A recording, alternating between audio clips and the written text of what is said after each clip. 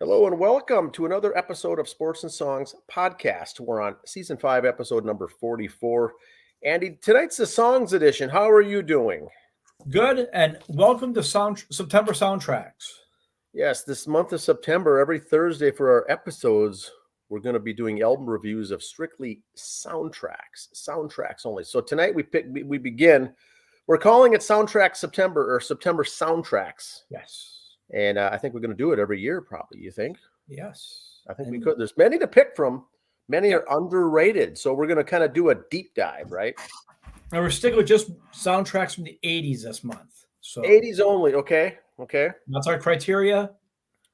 Lots the to only thing I'll pick give you a from. hint is I'm doing them in order, like 1980 and then closer to 1990s we go on. So if you want to try to guess ahead of time, go ahead. Chronological order to some extent. That's the word, chronological.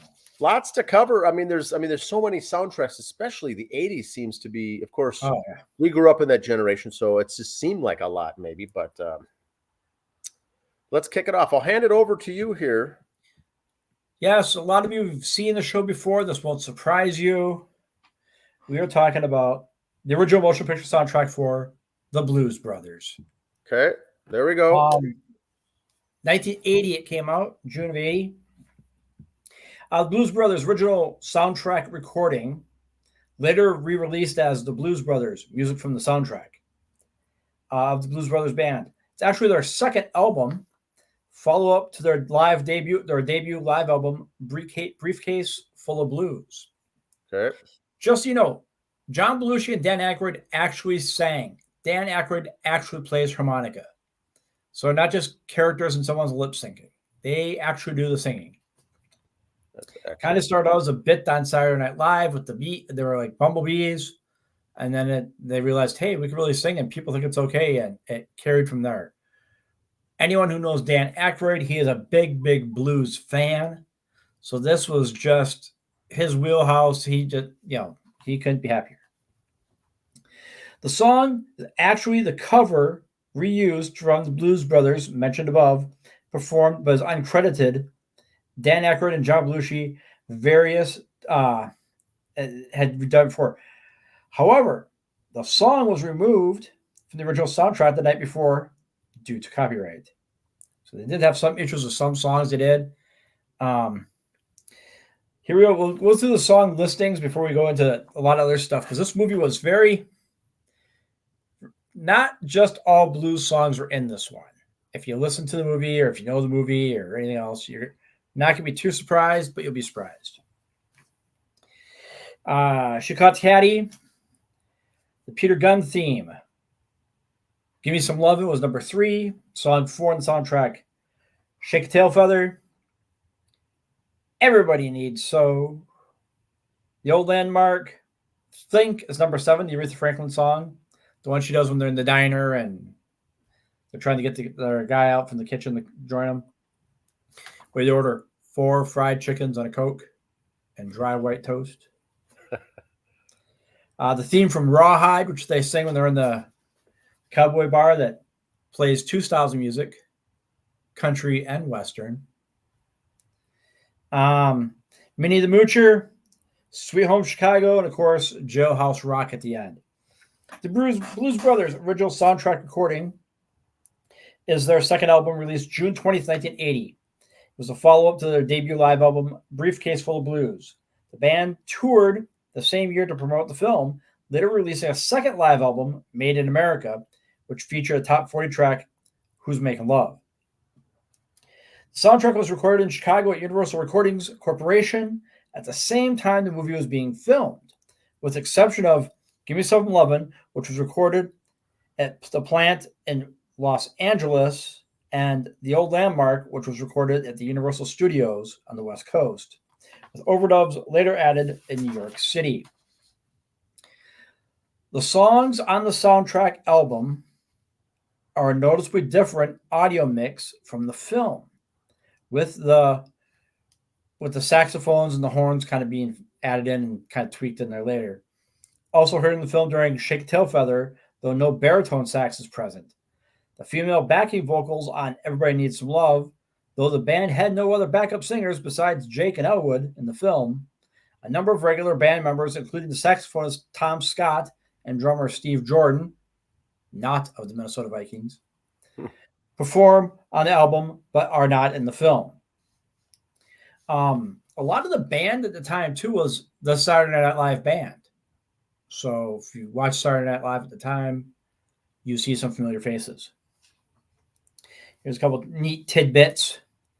According to Landis, in the stories behind the making of the Blues Brothers, filmed musical performances by Aretha Franklin and James Brown took more effort, as neither artist was accompanied to lip syncing for their performances.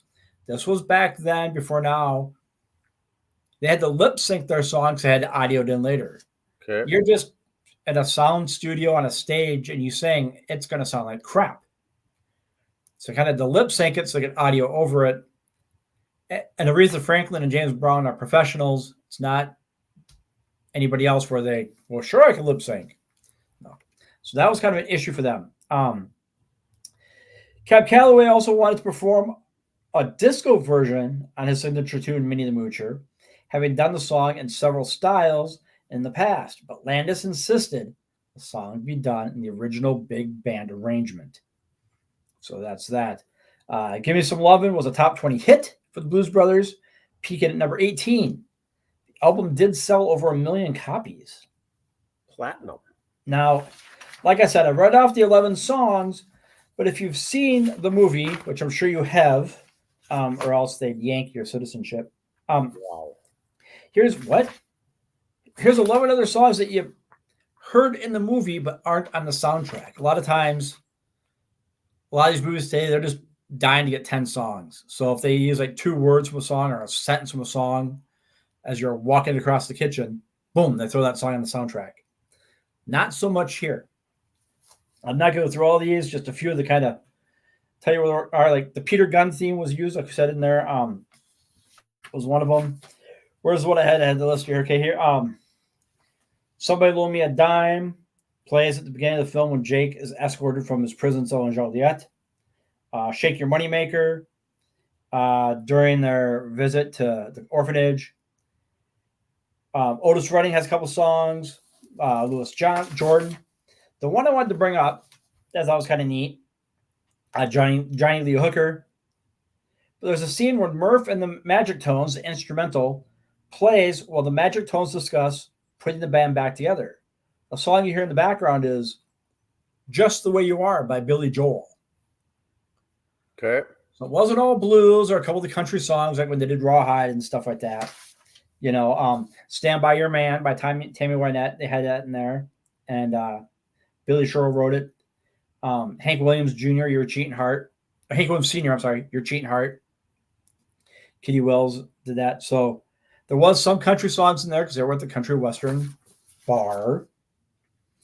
Other musicians on the album were Ray Charles with Shake Your Tail Feather and Jailhouse Rock, James Brown, Chaka Khan on the Old Landmark, Aretha Franklin, and Cab Calloway. So you're familiar with those folks on there. One other tidbit on the album, some other guest appearances. I know it's more movie orientated, but it's Blues Brothers, which is a musical. It's what it is. I mean, it was considered a musical. It was considered rock and blues, a lot of different things, but here's some notes. The film has a number of cameo appearances by established celebrities in the entertainment figure, including Steve Lawrence as the booking agent, Twiggy as the chick lady in the Jaguar convertible, whom Elwood propositions at the gas station. Steven Spielberg plays the Cook County assessor's clerk. Landis is a state trooper in the mall. Joe Walsh from the Eagles is the first prisoner to jump on the table in the final scene. And Chaka Khan is the soloist at the Triple Rock Choir. Muppet performer Frank Oz plays a corrections officer. And in the scene where the brothers crash to the Toys R Us, the customer's asking for the Miss Piggy doll is played by stunt coordinator Gary McLurton. And Elwood broke his watch during that, so it was kind of bad. Singer-songwriter Stephen Bishop is in it. Makeup artists are in it, but here's one. There's a boy that says, "Did you get me my Cheese Whiz?" He says, "Did you get me my Cheese Whiz, boy?" Prior to becoming known as a character, that was by Paul Rubens or Pee Wee Herman. Okay. I didn't know watch that. So kind of watch for that one in there. He had the role of Pee Wee Herman had the role as Ches Paul, the waiter, and his one line was, "We have Don Perignon 71 at $120." That's Paul Rubens' line in there. So listen for that. The reason why the Blues Brothers struck me as wanting to be an album I wanted to do for this is, the soundtracks, 80s, got to start with the one in 1980, I thought, God, when did the Blues Brothers come out? I remember being about 10, 11 years old when I saw it. Okay. Of course, I didn't see it in theaters. And I looked at it, was 1980. I thought, perfect. And as you know, with the show, I'm a big blues guy. And this was kind of the start of it. Aykroyd and Belushi were favorites of mine because, again, the Saturday Night Live bit. The blues music, I was kind of like, okay, I know some of the songs already coming in. I knew Minnie the Moocher. I knew Shake Your Tail Feather. I knew of James Brown and Aretha Franklin. I knew Think by Aretha Franklin. I thought, this is going to be great. Because, again, 1980, no MTV, no video channels, no internet to see what these artists look like when they perform. Just what you get on the radio. So this was kind of why I thought this was a big deal to put here, too, as a soundtrack. Also kind of pimping the movie. You get to see these guys perform. Yes, some at the tail end of their career, but to see them perform. Cab Calloway with Minnie Moocher. And you see these things go on in there. One celebrity they mentioned in there, and not a big fan, I'm going to mention Carrie Fisher's in the movie. Because she'd worked at Landis before, and her and John Belushi were real tight, and she's responsible for John Belushi being dead, but we won't get into that. Going down there. But just you see their brilliance, the way they could truly sing. Now, yes, during the filming, they're lip syncing it, but that is them when they put it back over them actually singing, them actually playing the harmonica and the instruments. The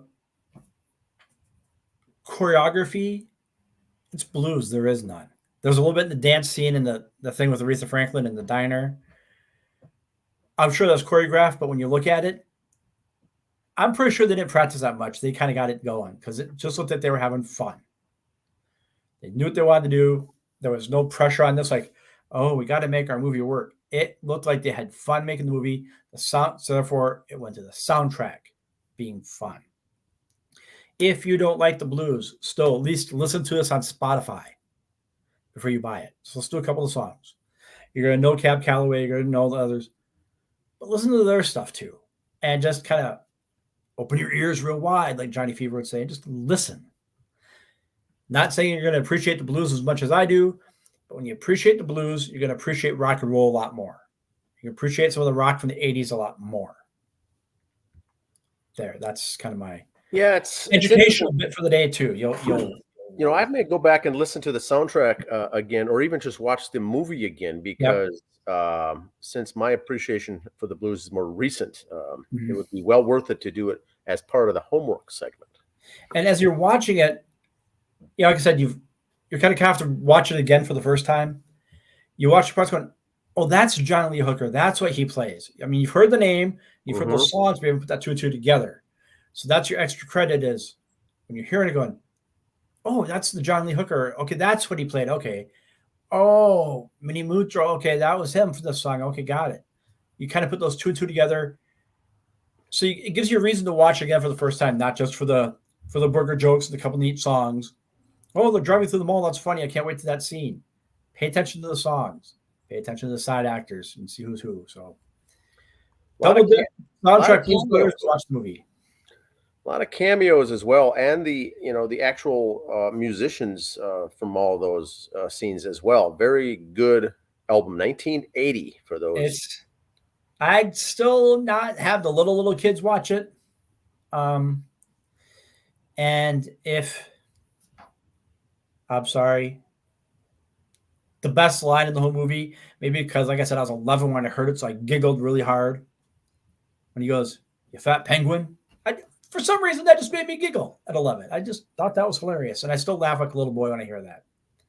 It's good stuff. It's classic. And based in Chicago, it's Chicago. Very factual, because Dan Aykroyd, any of his movies are very factual. So it's not just BS stuff. So when he talks about going down streets, he knows the map. He knows that this road turns to that road. He knows that, so that's good stuff. Good stuff.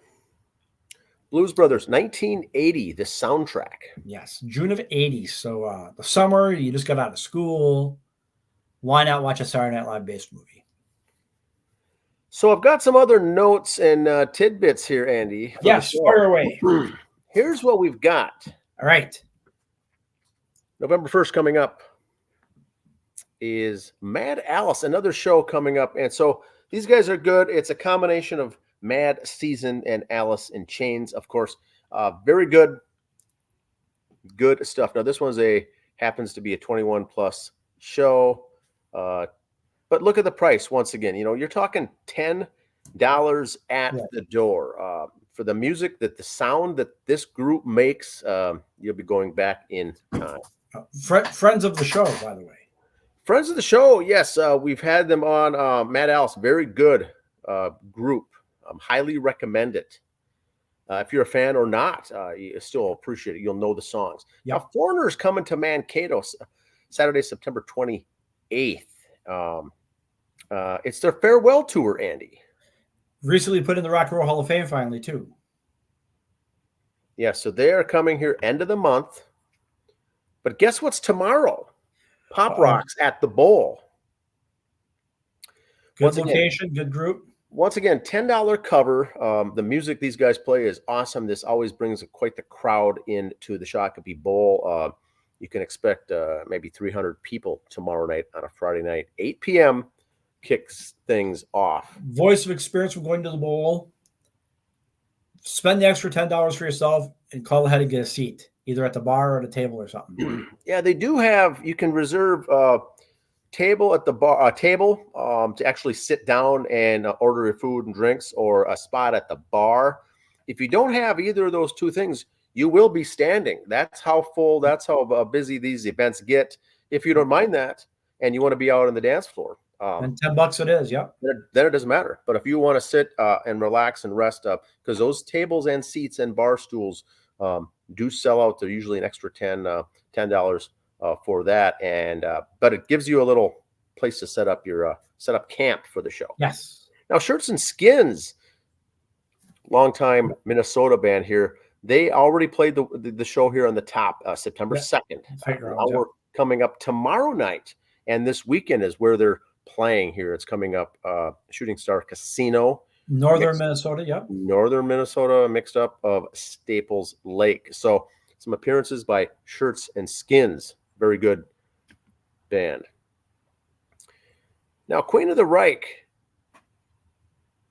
Look at this. So the date is Friday, September 13th. So it's a week from this Friday. Now, Andy, what they're doing here is they're playing Operation Mindcrime, that album, front to back in its entirety. They've only done it one time before. That was the night before the Metallica big show. Yep. They did that at Bogart's. I'm assuming it was a hit. We weren't there. Must have been a hit. They're doing it again. This is fun stuff here. If you want to get a chance, if you're a Queensryche fan, this is called a tribute band called Queen of the Reich. And then this is going to be at Nordic Brew Pub. Nordic books a lot of tribute bands. Yep. Now, speaking of great tribute bands, this would be an awesome night. This one, I haven't looked to see if it's going to work yet, but I'm thinking about it, Andy. This is And One for All there at the bottom, a tribute band for Metallica, one of the best in the Twin Cities, if not the best, and Hellion, the Judas Priest cover band. And so this is Saturday, November 9, and we're going to start seeing these winter shows here coming up. And this is another one that's going to be good to see. You've talked about this one in the past. The Church of Cash at the Medina Entertainment Center.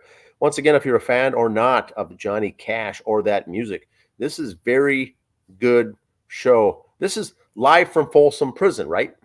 No, the one there's just gonna be his regular show. Okay. That's just his regular show at the Medina one. Just what's the other one called? the Folsom Prism Experience. That's the Experience. That's going to start November. Those are very good shows. This is just Church of Cash, also very good. You've seen this one. This one I've seen. Okay. Very, very talented man. The guys are just, you can tell they're having fun doing it. It's not yes, it's a paycheck, but they're not like, hey, I get through this. I need the money. They're having a blast doing this. You will have a blast going there. If you like Johnny Cash that much, you're going to have a blast. Yeah, I've heard many, many good things about this show. They're coming to the Medina. Great location. It's September 14th for that one. No, Foreigner. This is the the Foreigner band with Lita Ford. Yes. Now this is Amsoil Arena in Duluth, September 27th, and so try to get to that location as well. Great show. Lita Ford's always good. Foreigner. Lita always Ford good. Up in Duluth with fresh college students. Yes. Not a pretty picture. Not a good combination. No. Speaking of Judas Priest, this USA 2024 tour, Invincible Shield Tour. And so, Andy, what do you know about this? This is the first I've heard of this. It's coming September 24th to Rochester. They were just in tour. They were in they played here in town at the Fillmore, I believe, a few months ago. Okay. Just Priest on tour. I think they might have just changed the name of it just to give it a fresh tour. Rob Halford's still hitting it. They're all still doing it. Okay. The opening band is a very good band. A little bit about the opening group. My son Matt got me into them, and I'm not really into them yet, but I'll listen to them. I'm working on it. A lot of their songs, if not all their songs, from what I understand, are based on historical events. So if you check them out on YouTube, it kind of tells the story of their song. A lot of them are like World War II plane fight. Oh, the guy, he saved someone else, but they make a rock song out of it. Okay. So that melody, they're playing with Judas Priest for crying out loud. They're a rock and roll band. So, awesome. Hard rock band. And that's they're all fictional stories. So it's kind of cool to you. Again, here to educate. They're there to educate. I like it. I did not know that. That sounds like a good group. That's down in Rochester. And when you listen to them talk, they're not from here. They're a European-based band, so they got an accent. So I can't remember what country it is, so I'm not going to say it screwed up, but there is an accent in there. Now, if you like some tribute bands here, this is actually the Lamont Cranston Band, right? And then Def Legend, the tribute band for Def Leppard, upcoming. Both shows at the Medina. Lamont Cranston, longtime band going way back. That's coming up October. These are both October shows, the 12th and the 26th. Halloween costume contest. That should be very interesting. That's worth the price of admission just to people watch that one. People watch at this event should be awesome. If you go to a Def Legend show to begin with, the people watching is good. A lot of people are throwing back, wearing the throwbacks. They're wearing their clothes from the 80s, but they don't have the body from the 80s anymore. Yes, it is very good to see. And so that's always a good show, especially with the costume contest.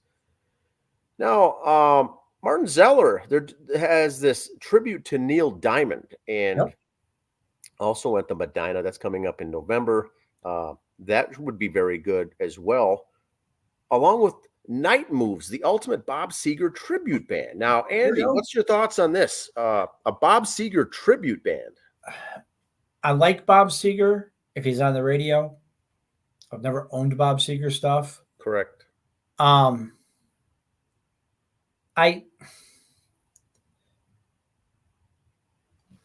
Old Time Rock and Roll, I got really sick of that song real fast. I like the song, the meaning of the song. I get it. I don't need to hear it all the time. On Friday nights on any radio station, they play that all the time, like it's some kind of party anthem or whatever. Good song, but overplayed. His sound is really unique, though. That's what I kind of like about Bob Seger. He doesn't sound like anyone else. So that's what I kind of like about him. I'll listen to him on the radio. I won't hold out like, ooh, Bob Seger's coming up in 5 minutes. No, it's commercial. I'm flipping stations. But if he's on flipping stations, I'll listen. Now, if you don't like that necessarily, or if it's not your bag, the Rolling Stoners. There you go. There could be that could be right up. That could be your bag right there. I mean, Coach those two Mike can take together, his lady partner there to see that.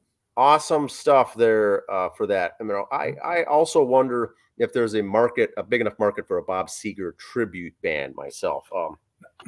Like the music, I don't know if I'd go and see the band or even see the tribute band, but there's got to be enough of a liking of that to create a tribute band for that.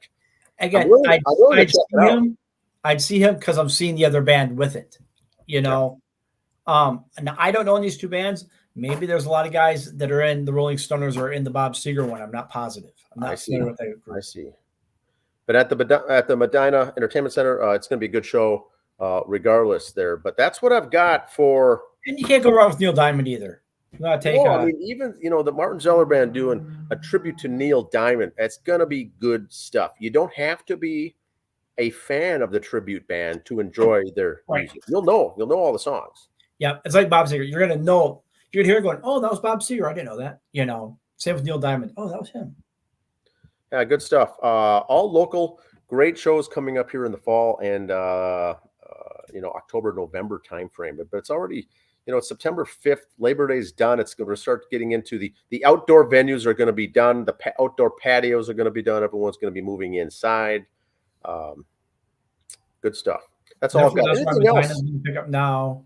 You'll see a lot of these places pick up their stuff. So. Andy, anything else that I missed as far as upcoming tours, shows that you can think of? No, nothing major that I saw. You did a good job hitting it all. You got it all. You're catching on to this. You're getting the hang of it after almost 5 years complete. Yes, it's good. It's good stuff. All right, that's it. All we've got. Once again, if there's any comments, leave them below. Please like, share, subscribe, all that happy stuff. Like, share, subscribe. Of course, all the same things. We'll see you next week.